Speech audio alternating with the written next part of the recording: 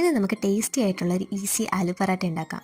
ഇതിനായിട്ട് ഒരു പാനിലേക്ക് എണ്ണ ഒഴിച്ച് അതിൽ ഇഞ്ചിയും പച്ചമുളകും കുറച്ച് ഉപ്പും കൂടിയിട്ട് വഴണ്ട് വരുമ്പോൾ അതിലേക്ക് മഞ്ഞൾപ്പൊടി, മുളക് പൊടി, ഗരം മസാല, കുറച്ച് ജീരകപ്പൊടിയും കൂടി ഇട്ട് അതിൻ്റെ പച്ചമണം മാറുന്നവരെ ഇളക്കിയതിന് ശേഷം ഉരുളക്കിഴങ്ങ് വേവിച്ച് ഉടച്ചു വെച്ചതും കൂടി ഇട്ട് നന്നായിട്ട് മിക്സ് ചെയ്യുക. അവസാനം കുറച്ച് മല്ലിയിലയും കൂടെ തൂക്കിക്കഴിഞ്ഞാൽ നമ്മുടെ മസാല റെഡിയാണ്. ഇനി ചപ്പാത്തിയുടെ മാവ് ചെറുതായിട്ടൊന്ന് പരത്തി അതിലേക്ക് ഈ മസാല വെച്ച് ഇതുപോലെ ഒന്ന് മടക്കിയെടുക്കാം. മസാലയൊന്നും പുറത്തു പോകാത്ത രീതിയിൽ വേണം നമ്മളിത് ബോളാക്കി എടുക്കാൻ. ഇനി ചപ്പാത്തി പരത്തുന്നത് പോലെ തന്നെ ഇത് പരത്തിയെടുക്കാം.